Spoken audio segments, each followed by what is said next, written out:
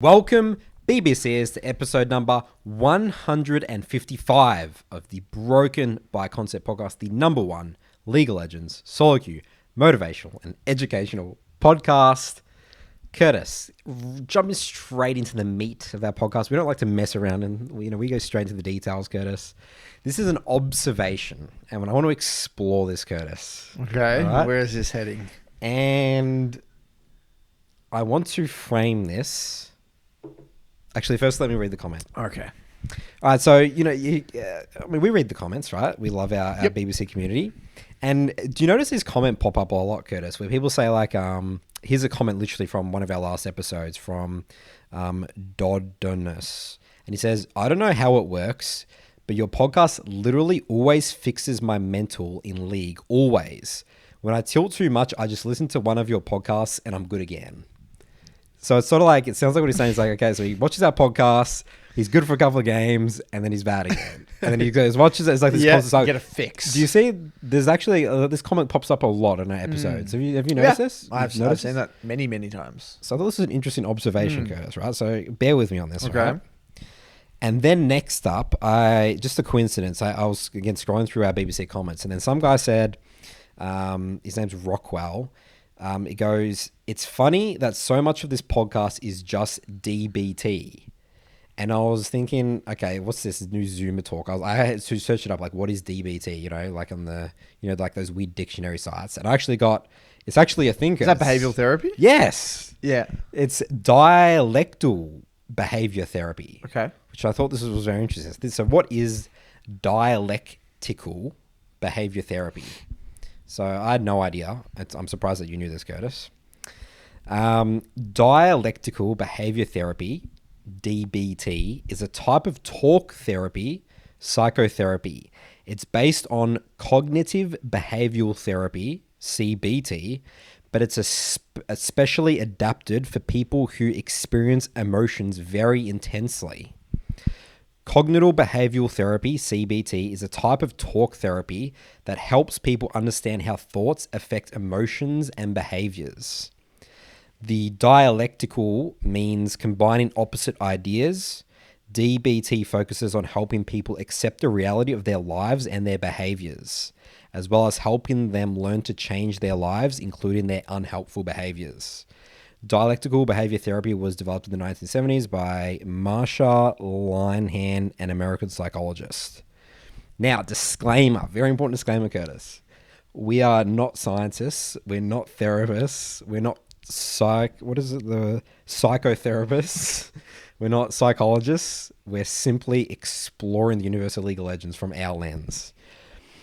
And I thought this was interesting, right? I think that those definitions, what springs to mind there, Curtis? There's some words there that we use a lot. Accepting reality. Coming to terms with your situation in a way. Discovering the truth. Kind of getting to the core reason of why you behave a certain way. Like uncovering narratives. Things that are shaping your behavioral patterns. Right? Because that's what we find is that people's lack of understanding of League of Legends combined with... We always talk about how emotional the game is. We got intense emotions in the game, even though, again, this is League of Legends, guys, but League of Legends does bring this out of people, especially our clients that struggle a lot to climb. And these things is causing, tilt's obviously the biggest thing, right? People are causing people to tilt and, go on huge loss streaks and stuff like that. And again, this comment always pops up. I'm like, interesting, just by listening to us talk about the game, helping them understand the game, is like a form of like League therapy in a way. Well, we talk a lot about being honest with yourself, right? And it's hard to be honest with yourself because you got to sit there, you got to not have any distractions. And, the David Goggins quote that we talk about over and over again is the most important conversation you have is the one you have with yourself. But, there's two parts of that. There is taking the time to block out all the distractions, like stop all the incoming noise, to actually let your brain think and actually do some introspection. But then there's also, it's tough being honest with yourself, right? Because you're vulnerable and sometimes we don't want to know why we feel this way, or we don't want to really get to the truth of it. And in a way, I guess this podcast raises questions, gets people thinking, oh, maybe that is like me as well. Maybe, oh yeah, that what they said there about that guy, that client, or that person's story, that mailbag question.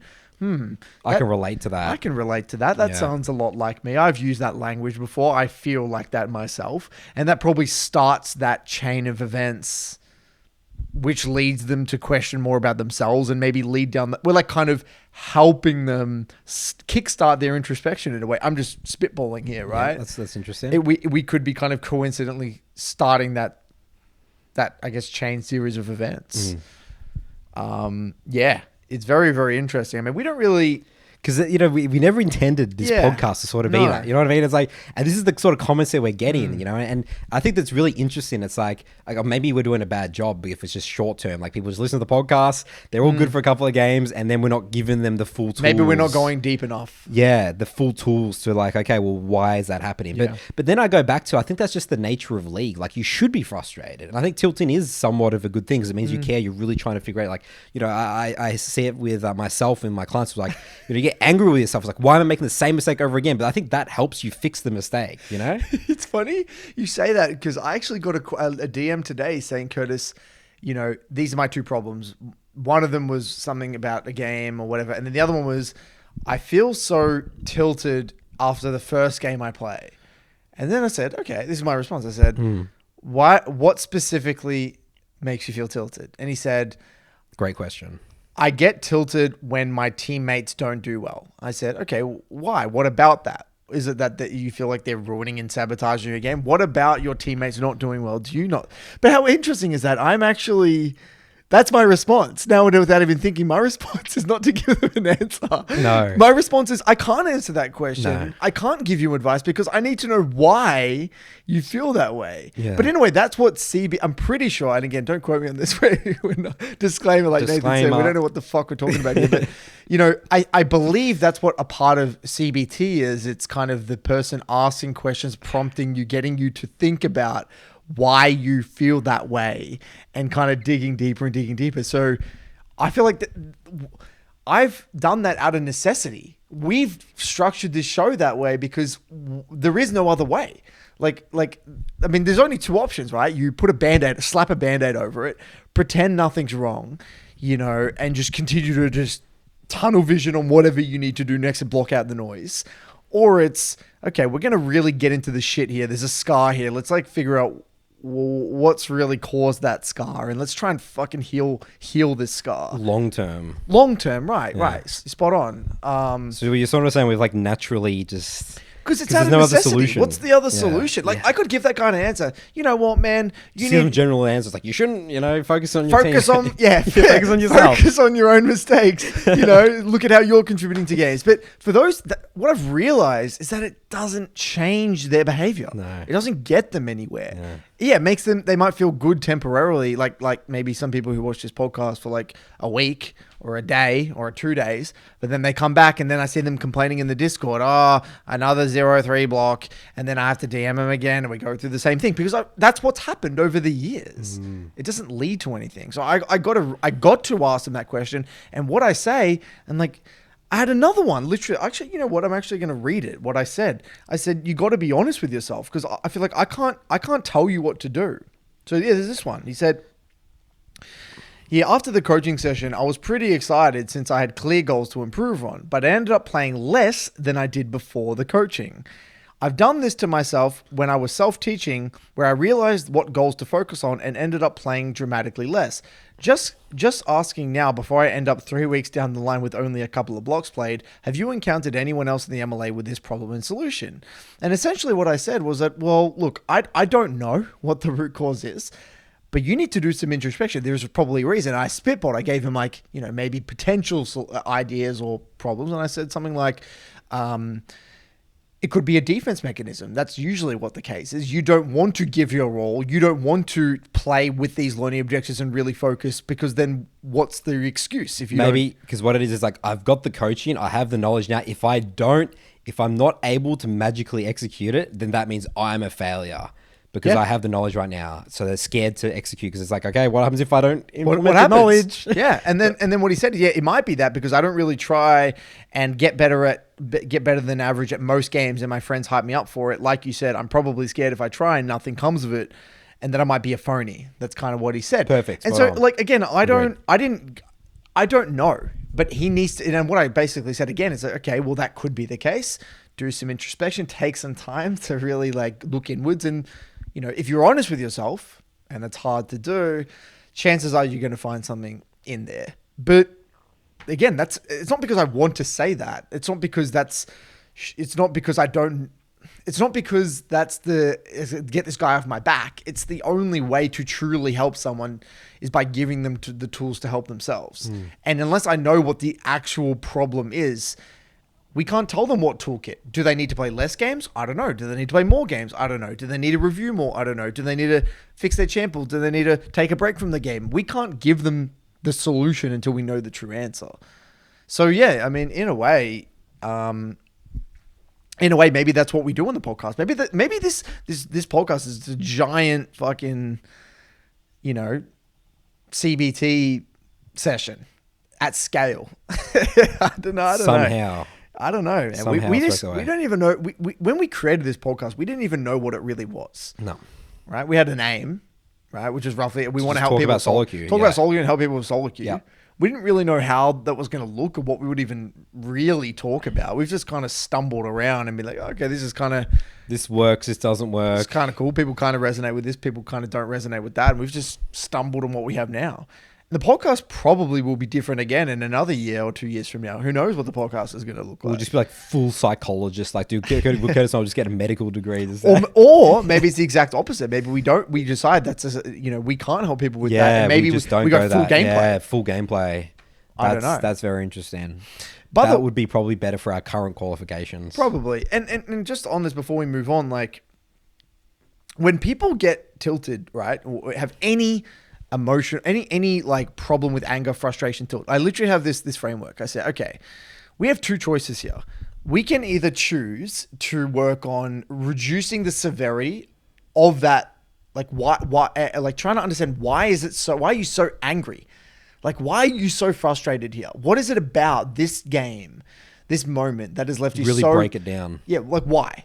Or, okay, let's develop a toolkit to minimize the damage you're going to do with that anger and with that frustration. They're two different things, right? And depending on the severity of the anger, that's where I'm going to really direct my attention, because what most people do is they come to us and they say, Curtis, I'm angry, I'm pissed off. They type something in the chat in our Discord and they expect us to give them a solution about how do I calm down?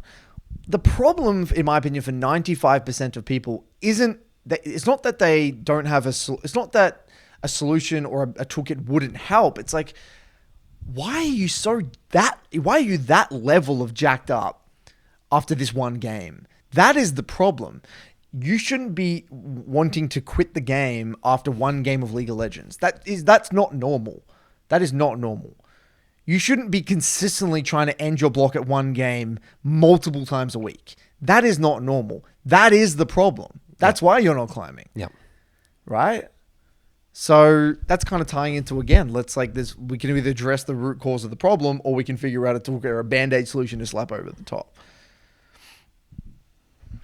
It's interesting how people always gravitate. They want the band-aid solution. Now, when you just say it's when I answer those questions in the Discord, it's like a lot of pressure on me. Like, okay, I got this 3 sentences, bam, problem solved. Versus like, you got to do work yourself, dude. You got to do some introspection here, man. You know, like, and you'll know a lot of the time it comes to. I actually had a conversation with one of my academy members. Like, dude, do you actually enjoy the game?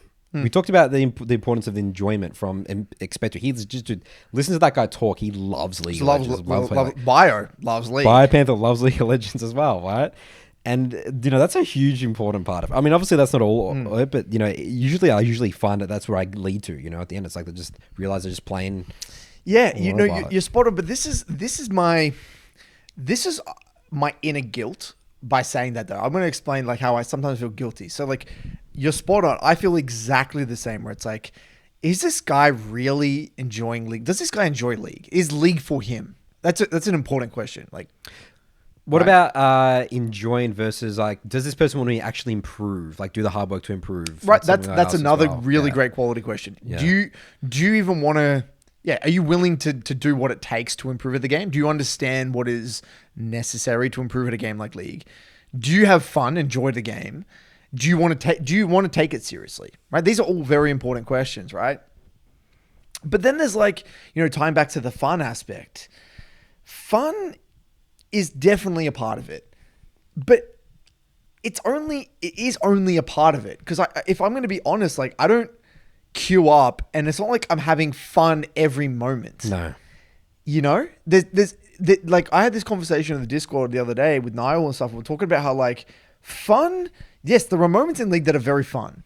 But the word that we use the most is actually just satisfying. And we get contentment and satisfaction from putting effort into something, learning something, getting better at something, and then applying that and then chipping away and learning about ourselves and developing a skill. That is really and because we enjoy that skill, we enjoy League as a game, and we do have fun at times and like at times during those games. It's kind of like I don't see myself bouncing up and down in the game. No. Like, yeah. No. It's like, that's not the emotion that No. I It's a will different- get different frustrated. word. I will get angry. I will get pissed off. I will get a bit annoyed, but it's more, I enjoy being in the flow state. That's not really a fun state, is it? It's more of like a Zen state, really, more than anything. It's just a focus state. It feels great. Yeah. It's satisfying. And we say for League, it's rare to get that feeling in any other aspects of your life. It's hard. When you're really good at like at something, whether it's League or anything like that, Yeah. like getting like, I'm sure people experience that in other sports and all that Yeah. sort of stuff. I mean, obviously, that's just, it's addictive sort of to get It's to addictive. that. Yeah. It's very addictive. And and the great thing about League, you're doing that at a click of a button in your own home. Yeah, it's crazy that's the cool possible. thing. Yeah. You're in a high competitive, fast paced environment. Your brain's ticking, bam, bam, bam. And I'm just, literally then I just go to the kitchen, grab a water and then come back. Like that's crazy, dude. It's incredible. That's It's incredible. That's why genuinely League incredible. is the best game, man. Honestly. It's incredible. That's what we take for granted on a day-to-day basis. So, bringing it back to the CTB, again, coincidence. I had a couple of weeks ago. This reminded me, this conversation, these comments that I found on the BBC channel. Gwen from my academy, she sent me a list of these 9 thinking habits from CBT, from cognitive behavioral therapy, and I want to read these out here. And what I want to do, let's do an exercise, Curtis. Each one, I want us to let's do some League examples. All right. Okay. So these are the 9 thinking habits from CBT. I always get that confused because we know someone called CTB in game. All right. So the number 1, the I can't habit. You automatically conclude that you're not capable of meeting a new challenge or solving a tough problem, which often makes you give up before you even try and feel anxious and sad. Okay. Then the first one that really sprang to mind there, there's 2 actually. The first one is, I've never played Assassins before. They're really daunting and scary. I come from a mage background, so then when you do try it, you barely even attempt it because you're just half-assing it, and then you're nervous and you're judging yourself and you never learn it. It's like a self-fulfilling prophecy. You already concluded before you even tried that you're incapable of doing it, so you're never going to do it. The other one was climbing through a plateau point. It's like these master players, you're in Diamond, these master players are special.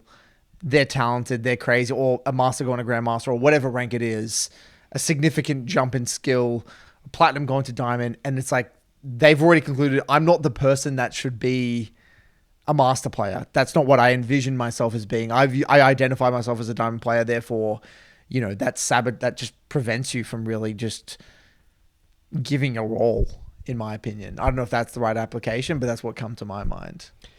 What about that guy? You made that video actually. Do you want to touch on that, Curtis? The silver player from your school, the Malzahar player that gave up. Why did he give up?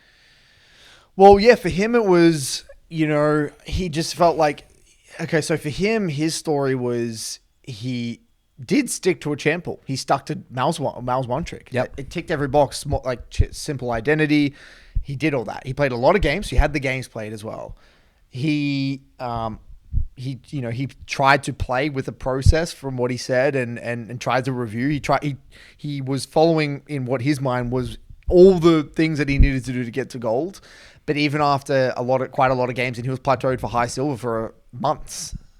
And I think it wore him down over time. Like, I think what happened with him, it was, okay, I've been a month here and I'm still not there. And there was obviously other factors at play. Like, he was you can tell he was nervous in getting to gold. And then you could tell, I think there was an element of a fake process or a fake review process specifically. He wasn't really kind of getting into the details, probably focusing on the LP more and more and more. The frustration grew over time, over the months, to the point where he probably wasn't getting into the details as much as he should have, getting sloppy on fundamentals, disrespecting the execution and muscle memory aspect of getting better at League of Legends, right? So, like, you can tell he understood the concepts, but he didn't know. He kind of automatically said to himself, I've got this amount of games, so I should be able to do it. Rather than like, okay, just because I played that amount of games doesn't mean I should automatically be able to do it, because you may not be playing with intent to focus on those things. You know what I mean? This is where everyone's journey is different and people learn at different paces. Yeah. And you can't. It's very messy. I think there's many things at play there. Yeah, that's really complicated. It's very, very complicated. I mean, like, and he, by the way, he actually watched that video and he commented on the video. Oh, okay. Oh, yeah. really? What did he say? Yeah. I mean, I can actually read it out if you want to keep going, but I can pull it up now.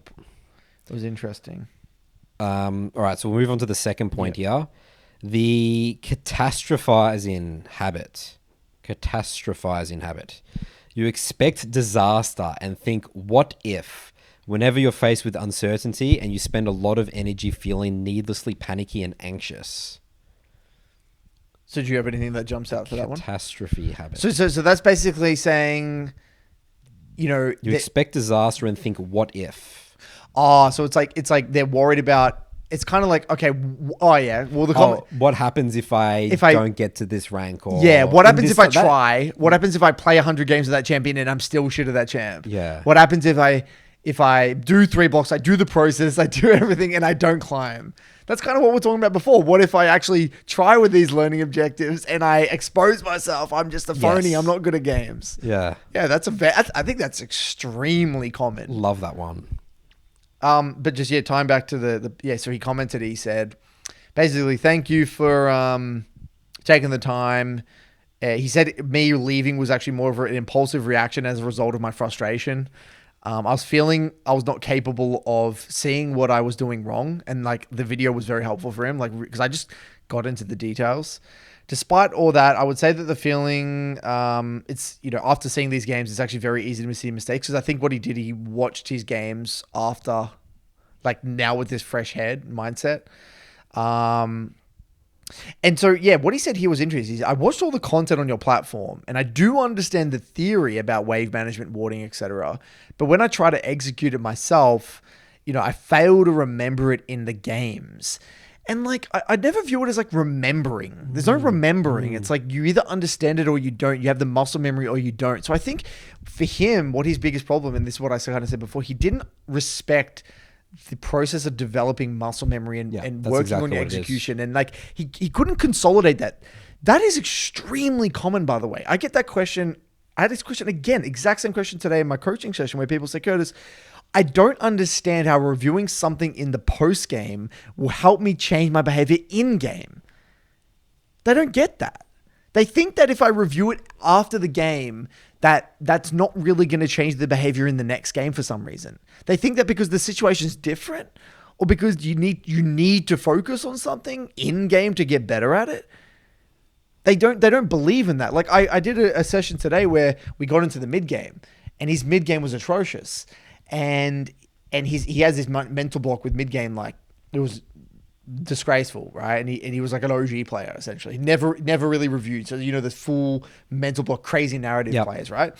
And we got into the mid game. I'm like, look, your review process. I said, okay, you're gonna do one thing. You're gonna go to your mid game and you're gonna pick 3 confusing moments. They could be a lost team fight. It could be a lost 2v2. It could be,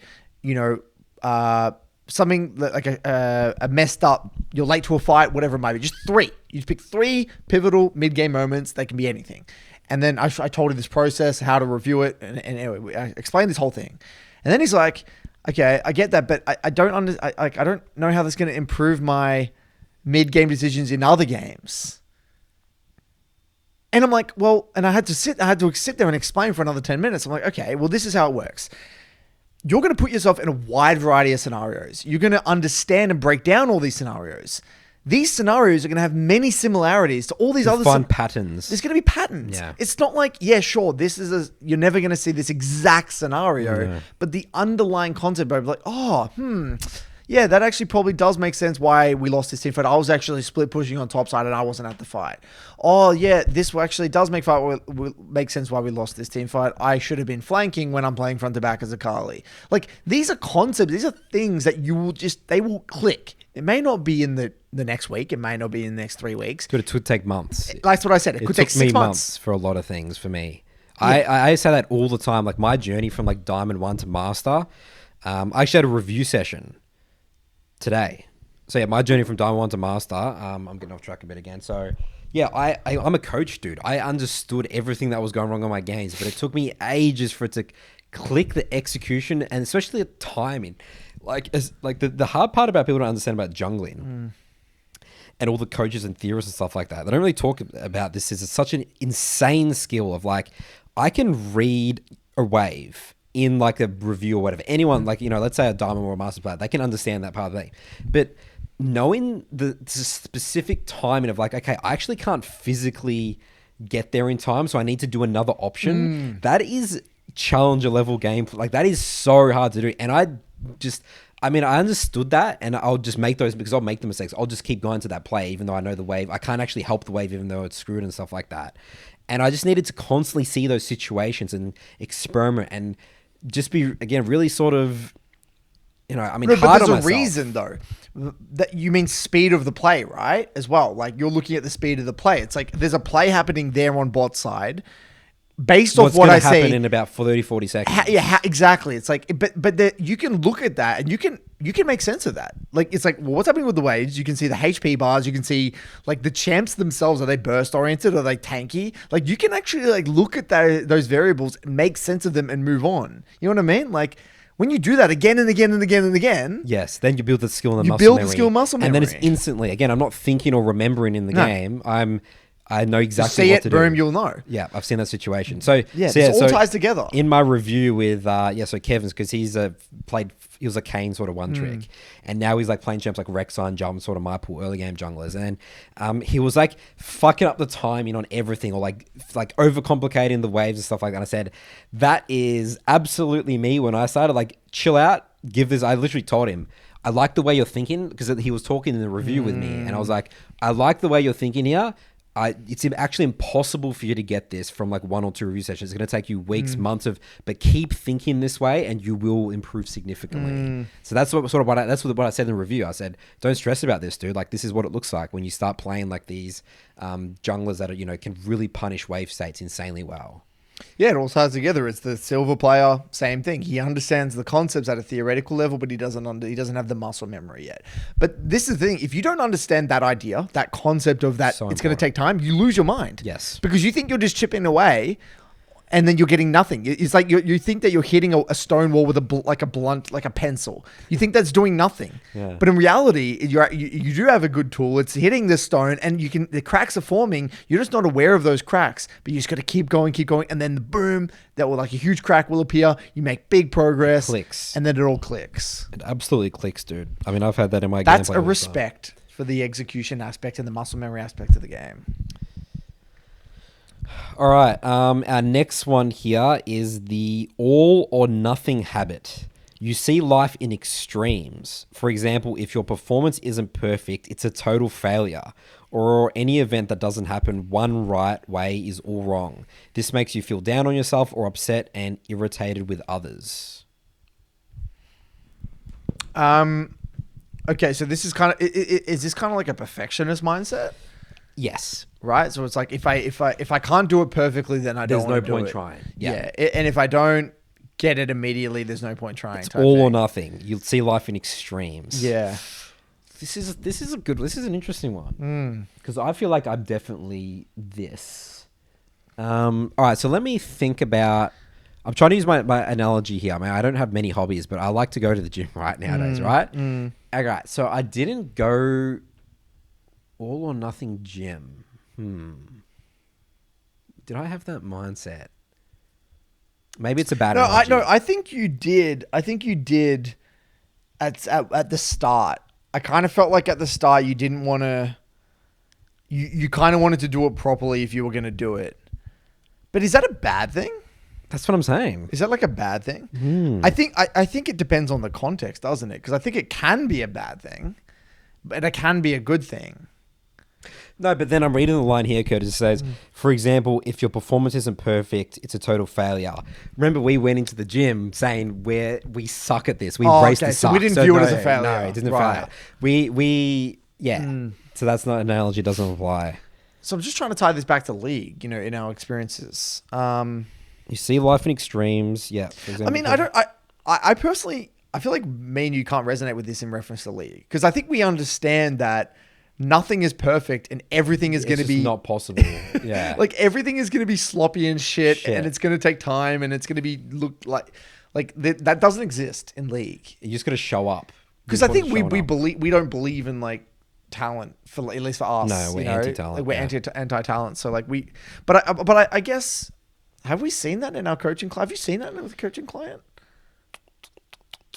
I'll be honest, nothing really jumps to my mind. I don't want to reach here. I genuinely, nothing really comes to my mind there. So I think maybe if someone has an example of that one in the comments, they can let us know. But yeah, nothing's really coming to mind there. So maybe we can move on from that one. No, there is one, Curtis. I think the narrative we hear all the time, it's like when people are going into ranked, so they'll only play normals, right? So it's either I properly play this season or not play ranked at all. Yeah, I was going to say the most common one is actually I have to play with 100% intensity or not at all. Beautiful. That's the most common one. Yeah. Yes, we've talked about it on the podcast many times. Yeah, sometimes you just got to get games in and play with 80% intensity. There's nothing wrong with that. Yeah, the sloppiness. You just got to get the reps in sometimes. Yeah, show up. It's like going to the gym and having just a really bad... Just do an average workout. Sometimes you got to do an average workout. Yeah. Yeah, that's a good one. So there's lots for that in league now. That's huge. That's actually ginormous. Very common. All right, number 4, the zooming in on the negative habit. You get stuck thinking over and over about your disappointing or embarrassing experiences and filter out everything positive or even just neutral that also happened. Blowing the negative moments way out of proportion results in pessimism about the present and future. Dude, there's a guy in my Discord. This is like literally his name plastered all over it. I'm just going to say his name because I roast him all the time. Sammy. Great. This is you, dude. Like, absolutely. You need to just internalize this one. Like, dude, everything, like he literally, I remember I had this conversation, I think on one of the podcasts, is like, he was like saying that, master's not impressive and, whatever, like no matter the achievement for him, it was not impressive. It was just comparing it. Being a doctor was not impressive because anyone can sit there and study, like there's always a way to look at the negatives of anything. You can make anything sound negative. It's, you got master, but there's that amount of people that also master, or that person's all, welcome to the, you know what I mean? Like there's so many, you make anything sound like average if you really want it to sound average. Absolutely. I mean, I think nowadays as well with social media and everything, I think this is extremely common. All right, the first one that comes to mind here, Curtis, is about champion hopping here, right? You get stuck thinking over about the disappointing, embarrassing experiences. You get stuck thinking about the weaknesses of the champion and not thinking about, okay, if I do my job, play my identity to my champion, I'm going to get results. Or they have that one bad game with that champion, and then they think, like, but that. And they only think about that. They only focus that. But what if I get counted in this situation, or I have that game with two losing sides and, like all losing lanes, how do I win? It's like, okay, maybe you don't win. You move on to the next game. Yeah. Yeah, 100%. Another one that I have for that one is, I mean, bad game. I mean, over dramatizing, a block, a 1 game, 3 game block. You just think, okay, I went 0-3 in this block. Oh, I just suck and my gameplay is embarrassing and they're over. And then that affects their gameplay for the next week or months and they tilt and they sabotage and see you later. Another common one is, they get a troll, right? They get a troll and it's like, it's actually an anomaly, but because... Again, they will overemphasize that one troll and just like complain and lose their mind over that one game. It's like, okay, that happens, but it doesn't happen that often. We had that already, that recent BBC episode talking about that. So yeah, that's another one. But anyway, what counters that, by the way, is an understanding how the brain works. We do put more emphasis on the negatives, right? That's the way our brain works. Like naturally. Because it's like a survival thing, right? Yeah. Because then it's like, okay, I need to remember that experience so then that doesn't happen again because I could die or something like that. Yeah. And I also think it is a little bit of a defense mechanism in some sense as well, like emphasizing the negatives, like... Protects you. Yeah. I think there's something there as well. It's just easier to be negative than positive. Yeah, 100%. Because again, you're vulnerable if you're positive. People can shoot you down. Yes. That's right. All right, number 5, the I should, you should habit. You hold yourself or other people to a set of rigid and unreasonable rules. When your expectations are not met, you feel disappointed in yourself or frustrated with others. This is, I think, the most common one that we've had so far. This has got, expectations of teammates plastered all over it. Yep. You hold yourself or other people, your teammates, to a set of rigid and unreasonable rules. This is the SoloQ contract. This is what we had. This is the main reason we had to bring about the SoloQ contract, right? I mean, again, we get probably questions and comments on a near daily basis about. I get frustrated because my teammates play shit. Okay, what do you expect them to do? You expect them to you expect to have 2 winning sides every game? You expect everyone just to be playing insane. And here we go, every game, good teammates. Climbing all the way up I go. I'm playing so well. I did this review with DK this week, master in maybe NA, and it was like he was like popping off, right? He was like 12-0, like dominating, doing really good job, playing really, really well. And throughout the game, he said, I was so frustrated by the quality of my teammates' decisions. And I'm like, dude, that is why they're master. Yep. Like, if you're expecting these players to perfectly back off, never overstay, have perfect resets, know exactly what the next objective is, know that you're fed, if you're resetting, you expect them to back off. Dude, if they were playing like that, that's ruler. That's like, this is pro, that's pro level, high challenger level gameplay. That is the difference. The difference between a master a lot of the time and like a challenger is like the quality of their LoL state usage and awareness of the game. Like understanding how the game is playing and what they need to do in the game. A master player, a lot of the time, they're very good at what they need to do. They know a lot about them, but they're not very cerebral. They don't think about the game holistically. They don't think what other people on the team want and how they can use them to win the game. But he was expecting everyone to be thinking like him. All right. It's crazy. And okay, you know what this is now? So, because everyone loves. So this always happens when people are fed and they lose, right? But you know that you are a hypocrite because you are solo losing all the games that you happen to forget the games that you feed or you tilt or you in for the game. The time when you have someone feeding your team and you're making the game so much harder for your team to win the game. People are so picky with this rule. I love this one here because it's like, you should in that game, but how come that doesn't apply to you in other games? You know what I mean? It's such a cognitive, like... it's just a cognitive bias. Yeah. I was going to say cognitive fuckery. You know what I mean? Like it's just not how it works, dude. It blinds us. I mean, we always say, dude, it's like, dude, in my journey, dude, I've solo lost my team hundreds of games, dude, but I wasn't delusional about it, like, I'm like, okay, well, like, I'm not confused why I'm not climbing, now I gotta chill out and figure out the mistakes. And you know what I mean? I don't want people to be confused. That's what I really chip away at this podcast, I mean, I definitely think you're on the other side of the spectrum where I think you maybe even sometimes take too much responsibility. Yeah, that's right. Yes, that was my fault for a long time. Absolutely. It's like, okay, made the mistake. Okay, everyone blame me. Let's move on to the next game. Like that's like literally was my mindset. And I was hated in the Oceania community for that for a long period of time. Probably still am today. All right. Number 6, the fortune telling habit. You jump to the conclusion that you're certainly going to mess up or that a future event will be a disappointment. You tend to either get really down on yourself and feel unmotivated and depressed or feel cheated and resentful.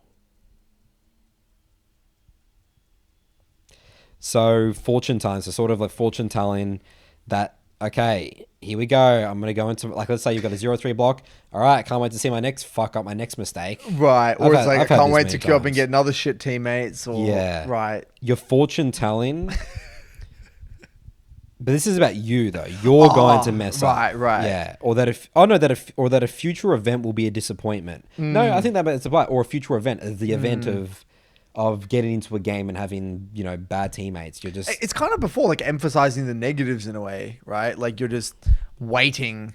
But it's like, that saying where it's like, if you're a hammer, you see everything as a nail. yeah. It's kind of like that. It's like if you're in that mindset and you're thinking that everything that you do is gonna be a fuck up or not gonna go your way, you're gonna overemphasize. You're gonna nitpick all those negatives and all those things that are going wrong, and then that's gonna prevent you from. You're in that away from mindset rather than towards. Love that. And then you manifest that, and then that leads you to missing opportunities in a game because you're so tunneled. That person's You're losing. trying to fit the narrative all the time. You're trying It's like to self-sabotaging. That's the definition of like self-sabotaging behavior in a way. It's like a self-fulfilling prophecy. All right, number 7 here, the mind reading habit. You jump to the conclusion that someone else is thinking about you and that the thought is critical. This makes you feel unsure of yourself and anxious. The first thing that comes to mind here is about pinging. Yeah. Because you're afraid to ping because... Wait, so what you're saying is like, so this one is more about So you're like jumping to a conclusion. You're thinking that thinking someone's that they're thinking about you. Yeah, you. Right. Yeah. I mean, yeah, we like to, we've said this many times on the podcast where we think we're more important than we are. Like, it's like that main character theory or whatever. Main character syndrome, yeah. Yeah, we think that we're this grand, everyone's focusing on us and everyone in the game is judging our gameplay. But like, yeah, sure, they might like look at you and you make a fuck up and then they might be like, oh, this guy's an idiot. But then that's it. It's not like they really care about you. It's not like they don't know you. They're never going to see you again. You don't know them in real life. You're not on a call with them. They have no information about you. Like, no one really cares. You're not that important, This is that is such a bad thing to have on a mental stack. I actually find this for some of my newer players, like the unranked going into rank the first time. They're instantly thinking I'm getting judged on every play that I'm making because they have been in normal games. And when you play start league as a new player, you get slaughtered. You are judged all the time. This is where Mute comes as such a handy tool to get rid of Expector's tip to instantly just there's no thought. There is no mind reading because you're actually not thinking that, you don't see it. You can't see it. It's impossible to see. And over time, you'll just forget about it. Yeah. But I do think that like you just need to remind yourself that like, again, this is kind of the whole thing. It's like, okay, you can say to yourself and have whatever, defense or barrier you want to have in terms of these people don't matter. Yes, they're thinking about me, but I don't care. But in reality, like everyone is people will think about you. People will judge you. That's right. But like you got to grow a thick skin in the sense that like, so what? Yeah. So what? Like they're on a computer on the other side of the fucking country for all I know. Yeah. I don't really, what does it matter? If they think I'm the shittest player on the server, okay. Like what does it actually matter? Does that person's opinion really matter? Right? Does that really fucking matter? Like the only people's opinion that actually matters are the people that are close to you, right? Your friends and your family. And that's basically it. And like close colleagues or whatever. I think that's sometimes hard to do if you don't have direction, you're more vulnerable and stuff like that. So if I think about the direction that we use in the BBC universe, it's like the process, right? So if someone is like really on the process, they understand their chant mastery, you're way less to feel judged because you're like, I'm just having a blast on my journey. Because you've got something to look forward to in a way, and Yes. something to take away from the game regardless. Yes. You're really vulnerable when you don't know what the hell to take away from a game. Yep. That's scary. That's scary. That's really scary. That's where a lot of people get to, and that's where I think that's what happened with your silver player, you know? He was probably, you know... got beat down because he didn't know what was going wrong. Absolute confusion. That's a really good point. That's actually something we probably take for granted with us. There's always direction. Yeah, that's why we're rock solid. That's why we're rock solid. Yeah. It's actually not because we're just super rock solid people. It's actually because... Clear process... we understand, we've studied the game so much that we understand exactly why we're winning and losing games. Yep. No Nothing's confusion. confusing. Nothing's confusing. And yeah, those are the main ones. Yeah. And we understand that sometimes we are just going to lose a game by playing well. Yep. That's it. And those are like, it's like principles. We have like principles there that deeply embedded that we've developed over time and practiced. Because just because we had these principles, we didn't just say we've got a principle and suddenly I do that. We had to really internalize this. It took a long time. Well, for me, it took me way longer for me than you did. All right, next one here, number 8. By the way, I don't think that was the case. You don't think that was the case? I don't believe that at all, actually. Oh, interesting. I believe that I don't think I was any mentally stronger than you at all. Yeah. I just think I got less flack. You know what I mean? Yeah. Like I think there was no difference in our level of mental. If anything, you're more probably mentally stronger than me. Oh yeah, especially in my early days of League. I think it's the other way around, dude. I think you're way more mentally stronger than me, and the only reason it seems like that I am is actually it's actually an illusion. It's delusion because I just didn't get as much hate as you. You got more hate because you had to improve from. I had to come back to the game. Yeah, I never really left. You were challenged every season. I was kind of in the scene that's still. a good point. I never and thought playing the about game. So I think that's not really the case. Oh yeah, that's actually just straight up not true because you were playing Challenger every season. I took 3-4 seasons off. Yeah, so you had to go through the painful experience of rebuilding. So everyone knew who I was season 3, and then I had to come back and I had to cop the abuse because everyone knew my name and your skill level decreased, and the spotlight was on me. How is Rippy or Nathan Mott going to be performing here? You know, it's like an impossible. Pretty hard. Brutal. It's really fucking hard. Fuck yeah, dude. Yeah, I mean what you've gone through is an incredibly that's a confidence builder right there. Yeah, I guess that is right. That's a good point. Love it. There we go, Curtis. I got some confidence from the podcast. I'm gonna tear up the rift tonight. All right, the blaming habits. You either think it's all my fault and feel guilty, or it's all his fault and feel angry and resentful. I don't think we need to go much into this one. This one's really obvious. Obviously, don't blame your teammates and stuff like that. Yeah. Or take too much responsibility. Is that what that means? You either think it's all my fault. Yeah, that's what it will be for me in my case. I think that was you. You were a victim of that one, Absolutely. I think. It's all... Yeah, this game's all on me. So, but then there's like another one there. It's like, I don't deserve to win this game anymore because I made an early game mistake. I guess that maybe ties into it. But that was the narrative. Yeah, I don't really have... self-sabotage the game. I don't really have anything for that one. And the last one here, number 9, the it's not fair habit. You get upset when you feel that you've been unjustly treated, even though fairness is an unrealistic expectation. I mean... Yeah, I mean, the classic one is promos. Like, why do I always get the shitty teammates or blah, blah, blah, blah, blah when I'm in promos, or it's not fair. The example we used before, Curtis, when you're fed and you lose that game. All right? That's an easy one. Okay, yeah, You're really strong. You're like meant to carry the game. Or it's like, why do I feel... No, the other one is, why does it feel like I need to play like Faker to win the game when my teammates just do nothing and get carried or whatever? But we're only seeing that one game. That's right. Right? I feel like that's the classic one. So it's like, it's not fair. How come they're winning and but we're not seeing the games where you play average and they play well. You know, again, this is just a snippet of the league journey, just one game. The rank system is fair. The rank system is very good, guys. It always places people in the rank that they deserve over the long period of time. We've seen it time and time again.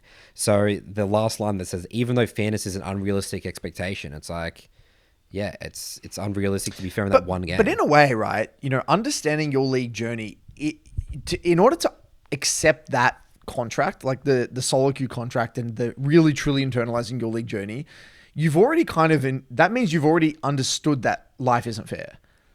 Right, because the underlying premise of the SoloQ contract and understanding your league journey is that we're not all on an even playing field, because we had different experiences, different gaming backgrounds, played the game for a different amount of time. Our brains work in differing ways. You've had differing role models. Some had older brothers that could have guided them through the game, or friendship groups that could have pushed them in high school or whatever it might be. So it isn't fair in that way, like in order to, if you're a real BBCer in a way, you've been following the philosophy, you already get that. That shouldn't even be a thing in a way, right? Yeah, I think that's a better way of putting this last thinking habit there is about, I could see it's like, okay, I feel it's unfair that I play 200 games and I'm in silver, and I've got my friend who gets diamond every season, and he plays like any champ he wants and doesn't do any of the BBC philosophies. That's very common. But then remember, we got to get the context there. The context is so important, why that's the case. Yep. Maybe they've played many other high level games, or maybe they haven't. Maybe they are just talented. Yes. That could be the case. Literally. What do you want us to say? Yeah. Both could be true. I don't know. But whatever it is, that's not going to help your specific journey. And it doesn't change jack shit about you. Yeah. Spot on. All right, so Curtis, that's the end of our psychology lesson. Awesome stuff. I got a really great flow-on little quick tidbit topic here. So, Dizzle reached out to me, and he said he was really struggling in SoloQ, and he made a climb recently, climb through a plateau point. And I asked, what helped him? And he gave me this very interesting response, which I was not expecting whatsoever. So apparently he came across a Buddhist metaphor. And this Buddhist metaphor changed his perspective on SoloQ. That's what he said. Yeah. And he got it, I think, from Healthy Gamer, because Healthy Gamer is into that Eastern philosophy. And I did a bit of research, and I stumbled across this article, and I kind of want to read parts of this article that deep dives into this Buddhist philosophy. So I'm going to start with the saying, the teaching from it's a parable. It's called the Parable of the Second Arrow, and it goes as follows. The Buddha once asked a student, if a person is struck by an arrow, is it painful? The student replied, it is. The Buddha then asked, if the person is struck by a second arrow, is that even more painful? The student replied, it is. The Buddha then explained, in life, we cannot always control the first arrow. However, the second arrow is our reaction to the first. And with the second arrow comes the possibility of choice. Okay, so that's the parable. So what we're going to do now is kind of break down, what does this mean? What does this parable really mean? I'm completely lost. Okay. That's okay. I was too. So in life, we have, shitty things happen, right? An event or whatever. Things make us feel bad. That's the first arrow. Okay. So unfortunate things happen. That's the triggering event. The reason why you feel bad, not okay, unsettled, whatever. As humans, we have a tendency to quickly hunt for reasons as to why the shitty thing occurred. And more often than not, we tend to turn blame on ourselves. There's something wrong with me. There's something defective. I'm unlovable, not good enough. I'm falling short. I failed somehow. And this is the self-blame turning inwards against oneself. This is the second arrow. So essentially, the first arrow is the event. That's something doesn't go your way. Your response to that first event is the second arrow. Now, you can either be angry that event has happened, and that's going to double the pain and make it way worse. So it's so you need to have what the reaction is to that first bad event. Because the way I'm literally visioning it as a metaphor, imagine an arrow coming at you, right? Yeah. You get hit in the shoulder, you're like, fuck. And then you can either be like, oh my God, there's an arrow in my shoulder. And then another arrow comes and gets you in the shoulder. And then while you're busy reacting to that, you get hit again. But if you were like, okay, shit, what else? Is there another one coming? And then maybe you can avoid the next one. That's like how my mind works anyway. I don't know if that's the way it was intended. No, cool. I was definitely visualizing getting hit by an arrow. Yes. Anyway, first of all, we need to become aware of this pattern in ourselves. It sounds simple, but it's not. Because the pattern of self-blame is pretty deeply ingrained in all of us. So try it out with something small first. So say you're on the motorway, your car breaks down and you're sitting by the side of the road waiting for, the people to come help you.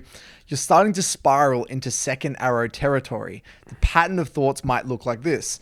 I should have gotten that service, but I never got around to it. I'm so bad at keeping up with that kind of stuff.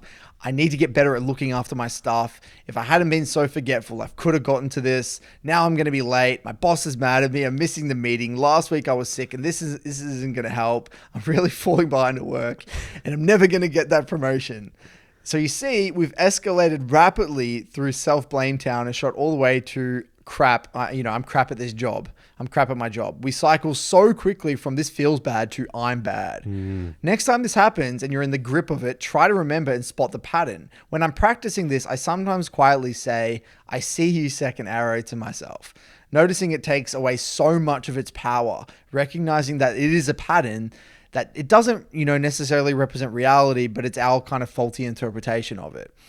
And then so, basically this article goes on to say, sometimes we need to be nicer to ourselves. And the toolkit that this person uses is, for example, what would I say to my girlfriend or boyfriend, mother, son, or best friend if they rang me and told me this happened to them? That's an interesting little toolkit, isn't it? Very interesting. I like that a lot. I like that a lot as well. Imagine like if your sister rang up and said, hey, Nathan, I'm struggling with this, that this happened to me. You put yourself in like the advice type. Yeah. It's like you're zooming out. You're more empathic or more kind or more caring for that person because we're harder on ourselves, right?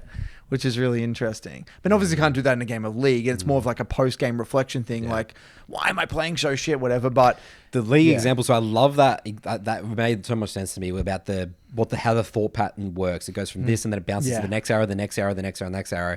For League, it's like... So I have like on the left, all right, challenger player, annoying event happens in the game. Someone gets caught, someone dies, challenger player. What's next? What's the next objective? Bam. What's next is the toolkit to help with that. That's right. And then you have on the right side, it's okay, teammate dies. Oh, I always get the bad teammates. Oh, now I'm never going to climb. I'm going to lose this amount of LP. This LP. It's like, now I got to climb that back. And why? And then you probably get down to the bottom. It's like, okay, why am I playing League? I hate this game. You know what I mean? Like, that's literally what we'll go down to. What the fuck am I doing with my life? This is what a waste of my time. Yeah, I could have been doing that. All stemming because someone got caught in the game. And I'll be honest, I've fallen on that little cycle 100%. Absolutely. And I'll actually now read his message to me and how it helped him. Right. So he said, ever since I picked up League as a serious hobby, there have been little things that drive me crazy. For example, flashing away from an enemy and dying to the melee auto, Yasuo wind wall, my jungle tower, my jungle diving mid or whatever. Each time I would die, I would get fucked from something small like that. It would eat away at my lull state. I knew this wasn't good. And since being in the MLA, I've been trying to pick up ways of trying to get out of this bad habit. The day before I started my win streak from gold 3 to plat, he heard this Buddhist parable, the second arrow. Whoa. And I'm unsure of it. And it basically said, and he said, I have felt like I instinctively realized this at some point. I just didn't have a way to get myself in the mindset when the emotions ran high. Now when it happens, I just think second arrow and it clears my head instantly. And I can just focus on the death timer, lull states, and come out with a plan. And this helped him. Because now he has something to latch onto. It's like, oh, that's what's happening. Yeah. Now I can see how I'm going down that route. How cool is that? Love it. I love those little stories. Stories are very powerful. Metaphors and these things, they're game changing. Seriously. Well, look at that for him, dude. That's crazy. Got him from gold 3 to plat. That was a practical. Not because again he couldn't get past these things. It was preventing him from using his lull states. Simple as that. Cool. All right, should we move on to Summoner School? Is it Summoner School or my clips? It's Summoner School first. Summoner Curtis. School. Okay. The clips can wait, Curtis. All right, our Summoner School post of the week. This one here got 140 upvotes. The title of this one is, Why Do I Keep Wanting to Pick a Different Champion? So we're moving into the why. We got some more cognitive behavioral therapy here going on here, Curtis. So I started searching for a main a couple of days ago, going through each champion and seeing if I like them or not, and putting them into a text document saying if I liked playing as them. I came across Kane. I figured that my favorite melee weapon was a scythe, and he has a lot what I want in a champ: AoE, mobility, badass skins, unique gameplay elements. And now what I know that I like playing him, I'm constantly seeing people play other champs better than I'm playing. So basically seeing other people play him better than I am. Okay, is that what he's saying? Wait, oh, sorry. So he's constantly he's seeing other people play other champs that are better than him, and he keeps wanting to play their champion. Ah, there we go. Keep on playing their champs. Yep. Yeah. Kane is clearly the champ for me, but I just repeatedly find an excuse to not play him. Does anyone else relate? How do you fight this and just play one champ that you like? Oh, wait, so before we read the comments, if we do want to read the comments, yeah, I mean, this is just trying to find the next little Gimmick? Yeah, next gimmick, right? Because it is fun to win, right? In a way. And then it's like, oh, that person's winning on that champion. You know, if I change the champ, then maybe that will give me the win, right? It's like searching for the next, Band-Aid solution, I guess. It's like, isn't it interesting there? Is again, sort of saying just such a disrespect to the execution. That person might be like a one trick or had so much experience. It's like saying, it's in a way, it seems like it'd be egotistical. It's like, okay, I feel like I'm better than everyone else in this game. If I just play that champion and put it on me, I'm insane. That's what sort of I get You know from what it as the well. solution is of this, by the way? Yeah. What this screams to me is this person's never pursued mastery in anything. Okay, that's a bit extreme, because I was going to say never actually properly learned a champion in the game. No, I'm going to say they never pursue, because think about it, right? Yeah. Like, if you pursued mastery in a craft, Yep. you would know that the start sucks in everything. Like, if you learn guitar, it sucks at the start. If you learn a language, it sucks at the start. Everything that's worthwhile doing is shit at the start. Name a skill, it's boring. It's repetitive. You're not doing anything. You're not really creating anything of meaning. So what happens is that we got to create the foundation, do the groundwork, get in those reps, and then we can actually, you know, as you start to feel the skills develop, we can actually get somewhere and create something pretty cool. If he understood that or looked at League through that lens, so there's either one or two things, right? He's either done that in another endeavor, but hasn't viewed League as a respectable craft. What it could be. That's what a huge part of what it is. People just shit on League as a video game. Right. It could be that. It could be that, or he hasn't pursued mastery in anything. It's one or the other, right? So the way he's viewing League is he's not really treating it or giving it the respect that it deserves. League is a game like any other craft. Every champion is like it's like an instrument. Every champion is like an instrument. Right? You got to put in the time, you got to put in the effort, you got to learn it, get the boring shit out of the way, because learning a champ sucks. Right? You have to go through a lot of shit. It sucks. No matter what champ you learn, it's always going to be shit. But then once you start to get to game 60, game 80, game 90, game 100, that's when things start to get fun. So no matter what he does, no matter what champion, he's never going to have fun learning a champion. So he's just going to have to suck it up. That's the advice. Suck it up. Yep. I like that. And going to the thing about he's never properly learned the champion. Just think about this. It's just such a basic thought experiment, right? Okay, so he wants to. It sounds like he wants to play another champion because they're playing it better than him, and he wants to play their champ because it's like, okay, they're winning the game with that champ. You know, just do the thought experiment for just a second. So why is it that there can be a Kane player gets a challenger? There's Kane one tricks out there that gets a challenger. Why? How's that? Why does that not apply? Like, it's just logic, right? Like, you know, I always think about that sometimes, you know, with like when I was struggling with my Rek'Sai a lot, I was like, I feel like I'm just capped. But it's like, well, why is there like some Chinese guy on my server that can always get higher than me? You know, it's like, you know, just get into the details, figure out the champ mastery a bit more. It's just a lazy sort of, you know, excuse, defense mechanism. I mean, I guess, again, it wasn't so much a defense. Maybe, I guess I'd sort of had a narrative there. It's like, okay, well, he has more time than me. He's like a better player or all that sort of stuff. So there was things that would be popping up there.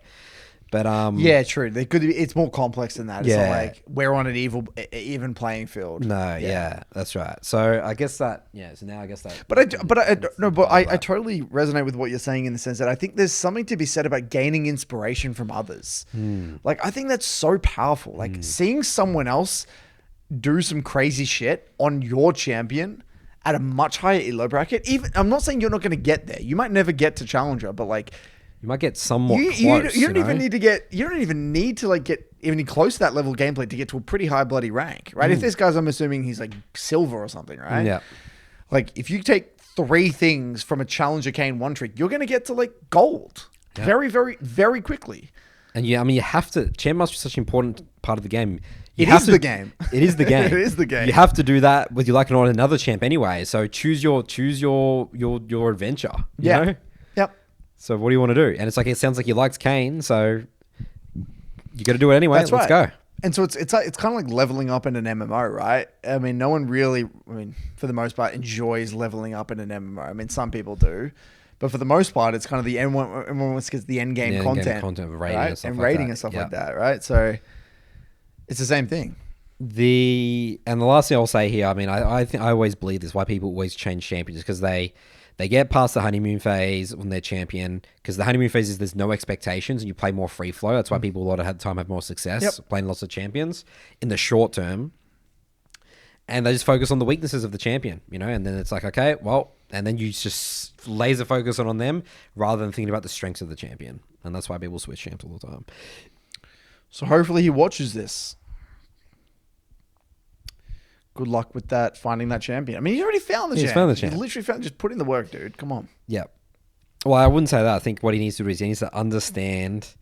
If he needs to, I mean, that's why he's asking the question: why do I keep wanting to pick a different champion? So if he ticks that off, he understands the psychology around that. That will help him. He needs to create tools around that. When these narratives start popping up in his head that this champ is better than mine and stuff like that, and then you just dispel that narrative and just back to the game. That's what he needs to do. Spot on. Right, so let's move on to Curtis's clips. Let's get into the details, guys. And welcome, everyone, to Curtis's Clip Corner. Okay, so we're diving straight in here. Now, we talk a lot about lull state usage. Lull state usage, in my opinion, is the foundation of high elo. Okay, now, I believe, still to this day, that a huge one of the biggest differences between Diamond 2 to Challenger is the way... Wait, 2 things. The amount of lull states they use and the quality of the lull state usage. And overall, just being aware of where everyone is on the map at all times. Now, this was a client who was about high Diamond. And he was killing it, right? Doing a really, really great job. He's 4-0 as Ari heading into the mid game. They actually won a team fight, so he's actually been staying on the map a little bit. He's sitting on about 1,000 gold. He's in a very commanding position right now as an Ari. You know, he dominated the Lux. He's up 3 levels onto the enemy Lux right now. The enemy Lux doesn't even have a single completed item by 17 minutes. It's a huge gap. Yep. Dude. Yep. Dominating, right? And so in a situation like this, he is the main win condition. He's 4-0 on Ari. You know, he doesn't... Like, he has other relevant members on his team, but he is the main carry. He can't really afford to make a mistake in this game. And so what happens, he's kind of like he's in a bit of a lull state, right? He's walking kind of around his tier 2. He's looking at tab and kind of seeing, you know, what's going on. And what happens is that he loses focus for a little bit. And he starts shoving mid. The team kind of rift mid. But little does he realize, he's got his 80 carry shoving out waves on top side. He's got his top laner shoving out waves on bot side. And he doesn't have ultimate. So what happens is that he goes into a fight. It's kind of like an off-tempo fight, if you will. 3v, a 3v4 or whatever it might be. He elongates the play. And instead of saying no and just disengaging and accepting that his support died, he tries to go in, pick up a kill or 2, and ends up giving across his shutdown. And I looked at this and I said, this is the difference. I sat him down and said, this is the difference right here. One lull state cost 3 kills, actually cost you 4 kills. One lull state cost 4 kills, 4 deaths on your team. Yep. They've probably just given the enemy team about 1,500 gold. Boom. You've just now completely changed the trajectory of the game off one single lull state. And if we go back to that lull state, we should have been observing a few things. Number one, the location of your teammates. Your AD carry is going to the side lane. Your top lane is going to the other side lane. Reference points with your champion. You don't have ultimate. So if you don't have ultimate, you shouldn't be looking to make a single play, especially as a win condition. You don't want to be giving your shutdown. And because he was not really focused, maybe getting complacent, he's won a team fight, he's really fed, whatever. For whatever the reason, this led to his team basically getting aced, and now the game is significantly harder than it needs to be. And so, I'm here the reason I wanted to show this as a clip is because it's just that simple. Yes. One lull state can completely can ruin the game. Yeah. Now, people may say, Curtis, but surely, one lull state, not everyone uses every single lull state and they still climb. The reason that is the case is not because lull states aren't important. It's because the enemy also aren't using their lull states and they're going to give you opportunities. So the way I view it is that as long as I use all of my lull states properly, at some point, the enemy's going to give me an opportunity. And the reason I wanted to explain it in this fashion is because that's what I mean by letting the win kind of bring about itself. So that's the concept that I've been really, fascinated with recently, is this idea that if you do your job, you use your lull states, you understand your champ's identity and the win condition, the win kind of falls into your lap. Right? The win falls into your lap. And I've been trying to figure out, why is that the case? That is the fundamental reason, because the enemy are highly likely not using their lull states well. They're walking, let's say the enemy junglers walking towards their camp, and then they're not realizing that the enemy team, which is has actually got full control of that side of the map, and you just go kill the jungler in there. That's going to happen in Dime. That's going to happen millions of times. It's going to happen in Master. Yep. Absolutely. So that's my point. And so today, guys, if you are an aspiring master tier player, you're even in high plat, low diamond, you're trying to make a push. Even in gold, every elo bracket, a goal that we should all have is to be as switched on for every major lull state. It's a very important habit, and you want to build that as early on in your journey as possible. Don't be walking to lane thinking what you're having dinner for dinner tonight. No. You don't want to be alt-tabbing. Checking your phone, checking the Spotify Very, playlist. very important. Curtis, can I test my mid lane skills? Sure. With you? So if I was coaching this guy, right? The correct play for him is to go top and spam ping Misfortune to go mid. Well, let's go even further back then. So let's say why we're even in this scenario. So let's to give a bit of context. You need more context, yeah. So what happened? We killed 3 of them, and then looks like Rek'Sai was trying to counter shove mid. So no one was going there. So he felt the need to defend mid tier to catch this big wave, right? Yeah. So now he's in mid. And then because MF was closer to the top wave, MF goes top here in a second.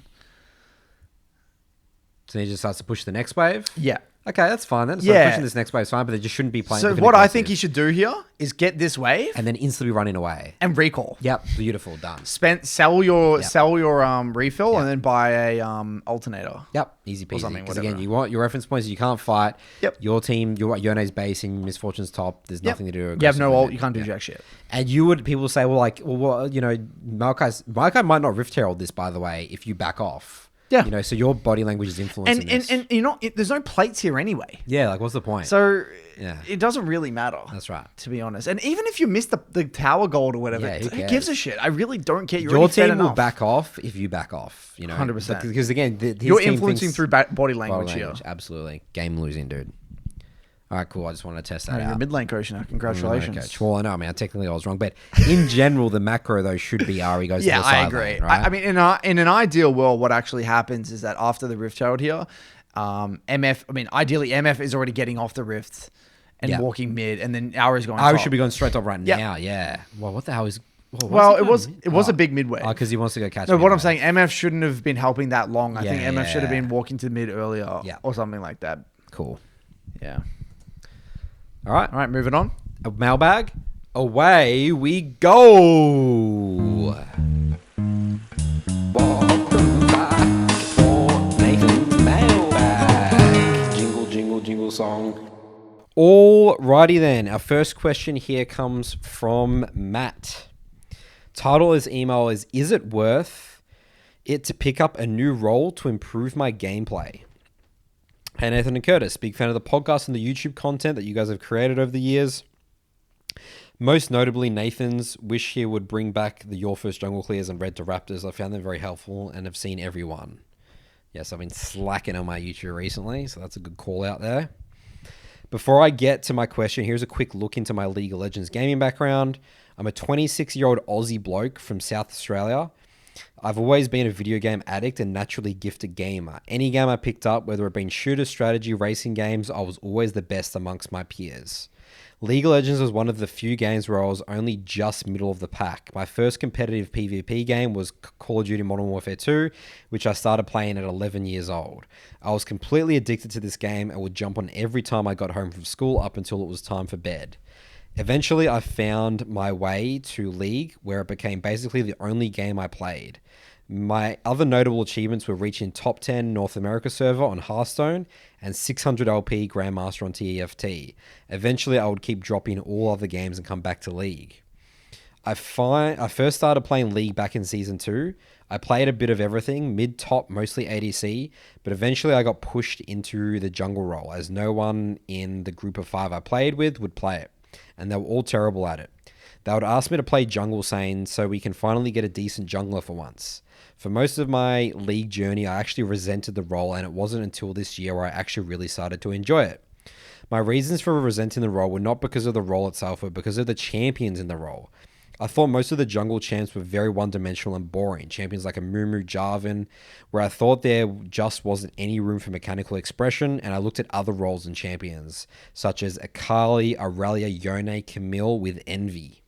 I naturally was drawn to Lee Sin and played a lot of him. And this season, where I really started to enjoy the role, was when I picked up Kindred and Belveth. My first season of playing ranked in Season 3, I achieved gold off of not many games played, not going any further as I was more interested in playing normal games with my friends. Every season since then, I achieved Platinum, some seasons playing AD Carry, except Season 7 and 8 where I took a break from the game. I was happy with getting Platinum and went back to playing normals with friends. Season 2022 was the first time when I decided to make the push for Diamond. I was climbing up the ranks pretty well, but eventually I just got bored of trying and stopped at Platinum 2 with about 100 games. This season was different, however. This season was where I really started to absorb what you guys were preaching in your content, even after knowing about you two for a couple of years. Only now did I try it out. I signed up for SoloQ February this year, and after just under 3 months of getting into the details, I finally achieved my goal of hitting Diamond after 300 games. The shift of mentality of playing to get better, not playing to rank up, is what helped me the most with finally achieving my goal. I found previous seasons I would just get bored/burnt out of playing ranked when I didn't achieve my goal, and this new shift in mentality seriously ignited a passion in me and a whole new love for the game. I've never had more fun playing League of Legends. So that's some background for him, Curtis. Any comments on that one? I think it's cool that he found the game more enjoyable when he was focusing on improvement rather than rank. Very interesting. I think that's very telling, and it's true. I think it's the really, way it works, dude. I think it's just how it works, 100%. If you focus on the results and the wins, it's a couple of things. If you focus on the wins, even if you're winning a lot and you're not looking at why you're winning, you get stuck all the time, right? Yeah. You got to remember when we did the Expector episode and was saying we enjoy winning, he enjoyed winning so much that he would do anything to try and figure out how to win more. Mm-hmm. That's very different to just thinking temporarily, oh, I win, I have fun, versus I lose, I don't have fun, therefore when I lose, I'm just going to stop playing. It's like, well, I lost. I got to figure out how the fuck do I win more, right? That's kind of the way I interpreted Expetu's episode, where he got fun and enjoyment from winning, but he was trying to figure out how to win more. That was what made it fun. You know what I mean?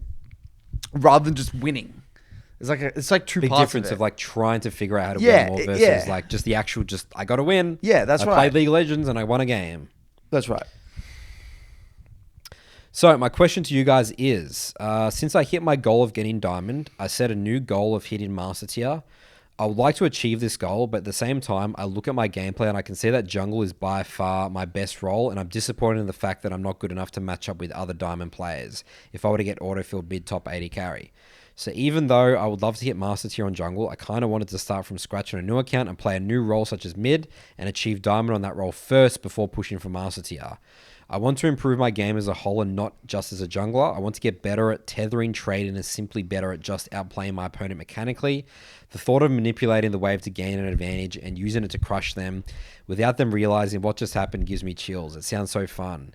These aren't skills that you really get to learn when playing jungle. So do you think I should go for it and pick up a new role, or should I stick with jungle and push for master tier? Also, would you, Curtis, be willing to pick up someone like me who is not a true mid lane main into the mid lane academy? So yeah, obviously I know Matt because I worked with him a lot, so some context and some things. So yeah, so Matt's definitely, I'll put him up there as one of my best SoloQ students. Like really understood the improvement, really mindset, as we sort of thing here. But yeah, you could definitely tell that he had a knack for understanding, because he's higher rank in other games. Like you just are going to improve quicker at League. Like I've just found, so because he could understand, things like tempo and efficiency and that sort of stuff that you learn just the way games work. And that was the same for us. Like we were, really good. You Counter Strike, and I was a World of Warcraft arena player, and we were able. I was challenging my first season.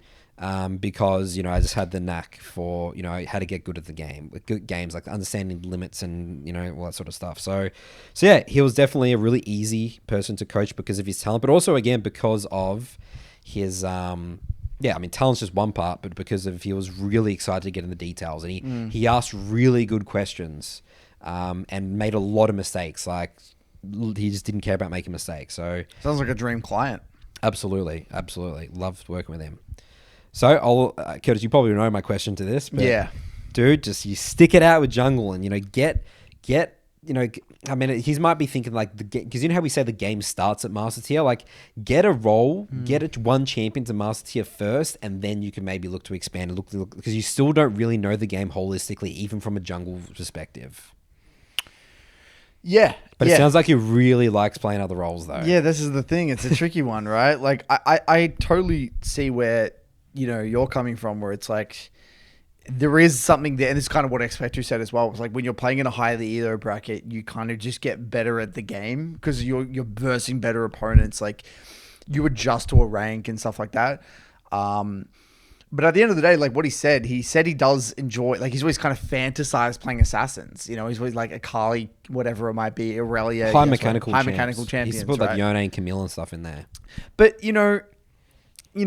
I think that you've gone this far with jungle. You've got momentum. I think it would be silly to stop that momentum. Agreed. Like I feel like you've done all this work. You put in the hard yards. I feel like this journey to D4 to master will be fun as well. I think you'll have a lot of fun. And I think that now that you've got you've really understood the process. You're really starting to get the jungle fundamentals. I think getting to master would be a really smart move. And then at master, then you can kind of recalibrate and be like, okay, do I want to get a lane up to master? And I think that would make more sense. Yeah. So yeah, I'm going to agree with Nathan. I think stick it out, get to master, and then recalibrate. I think that would be a great usage of time. You'd get better at the game holistically. And then if you want to go to mid, we can get you in the mid lane academy and help you there. If not, you might get to master and be like, I love this. I'm having fun. Continue up, try and get grandmaster. I don't know. Go with the flow. But I think, it would be a shame to throw out the work that you've done. And you've got momentum. And I think League is about momentum. I agree. Dude, and put it in context as well. Dude, 3 months. Been platinum forever, to get into diamond, doesn't really make sense to swap now. No, that's not a long time in a league journey perspective, especially when you're pushing these ranks like the top of the and even of the if this year, like let's say he grinds split 2, continues in the SoloQ and pushes to master, that would be a great year. That's an amazing year. Yep, absolutely. Think about that. The whole of 2023 for him is mastering a role, plat to master, really, really solid jungler, and then you've just got that in your back pocket. You know what I mean? You've just got that in your back pocket, and then you can pick another role, whether it's top, mid, 80k, or whatever it is you want to do. That's my advice. Great. All right. So do with that what you shall, Matt. Yeah. And also, we don't know what it's like in your mind, and we don't really know what is it that brings you the most joy and satisfaction. That's just our take. You got to have a think about that, But that's our suggestion. All right, next one here comes from Nasus, the champion Nasus, apparently. Hi, Nathan and Curtis. I don't know. Maybe that's actually his name. Hi, Nathan and Curtis. I'm Nasus, currently a D4 player who has been around since season 1. I've spent time in both the SoloQ and the mid lane academy, though during different periods and for varying lengths, and have also been a long time watcher of the Broken by Concept podcast. I really love the content that you both work on together and has definitely helped me work through some shortcomings in my league career. My question is this: how do you deal with the lack of motivation from the climb between Diamond 4 and Master tier? Personally, I've been D4, D3 on different accounts in different roles since Season 4, but have never been able to make that push to get into Masters.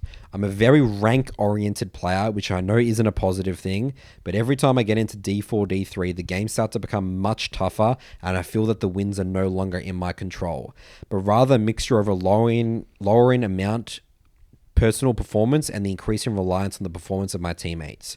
Just recently, I joined the Mid Lane Academy and climbed to Diamond in mid lane, but after reviewing VODs, reading notes, guides in the Mid Lane Academy, and talking with Coach him, the gap between D4, D3, and Master seems so large that it's almost insurmountable, especially when it seems that I have some very large knowledge gaps and have been attaining my rank mostly on mechanical skill and champion mastery. Another big issue is that being a player who is very ranked focused, I know that some skill improvements for the long term will cause rank deflation in the short term. And it's definitely something I've been scared of trying because of the hit to motivation due to rank ego. I know that you have all covered similar topics to this in the past, but just wondering what your thoughts are on this and how I should better break down the journey to Masters. The first thing I want to mention here, Curtis, I mean, this is sort of not really answering his question, but see, I think the introduction of the Emerald tier is going to help this a lot. Because again, I think that it's really skewed, like the whole higher platinum. It makes it larger. It makes it larger, you know? So it's like a... So you're saying he might be high Emerald tier? Yeah, that's right. Yes. Right. And then it's more rewarding of a journey in a way, because it's like, okay, now I'm a D4, because yes, the gap It is between a little D4 bit- D3, it's huge. It's it's really overwhelming. big, you know? Yeah. So I think that just my assumption with what we talked about in the rank changes episode, Emerald tier is going to help spread out the platinum and low diamond players a lot more. I think that'll be good. Yeah, and especially that like D2 to Master and D2 to D4, that's like all very weird. Like D2 should be like, D4, D3, D2. Yeah. You know what I mean? The current D2, it should be more divisions. 100%. Yeah, I agree with that. What I will say though is that I think the root cause from what I can gather here is there's a fear. It's the rank. It's the fear of losing the rank. He's scared of trying, failing, losing LP, and then pushing him back down to platinum. That's for me. That's kind of what feels like he's holding him back. In combination with, he is a little bit overwhelmed, and maybe there is a bit of like an ego, a defense mechanism thing there as well. Like it's overwhelming to even try to kind of, bridge that gap. And I think that especially now in its current form, that whole D4 to Master climb, it really, really forces you to just let go of whatever preconceptions you have about yourself and just get into it is the detail rank. Like, yes, it really is. Like, and I've said this on other episodes where, that whole, especially D2 plus, but the whole, even D4 to Master, it's like, it's not about you anymore.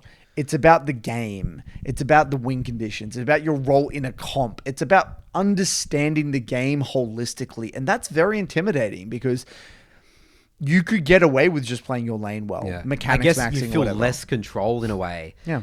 I mean, it's actually more control in a way because then you have full understanding of the map. But initially, until you feel what playing the map feels like and like winning the game through other people, it's actually very daunting, actually. Yeah, it is. Yeah. Yeah, because you're forced to think about other people more than you would have otherwise. Like in the past, in Platinum, you can think a lot about your mid-jungle 2v2 if you're a mid-laner. You can think a lot about you and your lane, your 1v matchup. You can be inefficient with your macro and probably compensate with very good micro and mechanics and skirmishing. It's a lot harder to do that the higher you get up though. And so at some point he's going to have to address those core, like you said, those core underlying knowledge gaps in his gameplay and really get into the details. So, whichever way you want to chop it up, sure, he's got some weird focus on the rank or whatever, but I think he's going to have to just be like, okay, there's things I don't understand, and I got to be curious, and I got to be open-minded, and I got to be willing to sit here and grind and push. And to me, if it were me personally, I would think bigger picture, right? I would get more excited. I would think, okay, I'm spending all of this time on my hobby, right? I'm slaving away at my PC. Do I want to sit here getting the same result for years? Like for me personally, like again at a personal level, I'd be like, I don't want to do that. That's enough motivation for you to be like, okay, Yeah. screw it, I'm climbing a masters. Like, I put so think much time bigger, invested. dude. Think bigger. Like I think you got to. You're thinking small. Again, we've got the whole thinking. You're like away from and towards mentality. You're thinking, how do I stop from demoting to platinum versus how do I get to D2? D2 how do I master become player. a Diamond 2 player versus how do I prevent myself from falling to a P2, P1 rank? I think that's such a dangerous mentality to have. Like, really think bigger. What do I need to do to become a Diamond 2 player? And make that your mantra. What is it that I need? What are the areas that I need to improve? And then the more towards you become in your dialogue and the quality of your questions and everything, that's going to get you in that frame of mind and you're going to have fun with it. But now you're not really having fun with it because you're not committing. Like a part of it is like, you can't half-ass it. You kind of got to just go dive in the deep end. And that makes it more fun because you've like, it's like what we said the other day. Who was it? Expecto's tips for SoloQ said, make the tough decision.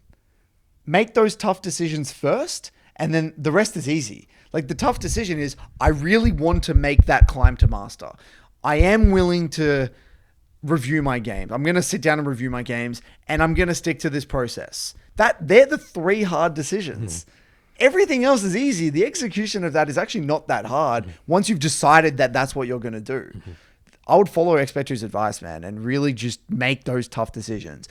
Or you might find that the tough decision for you is accepting that you don't really want to get master and you are comfortable being a Diamond 4 player for the rest of your league career.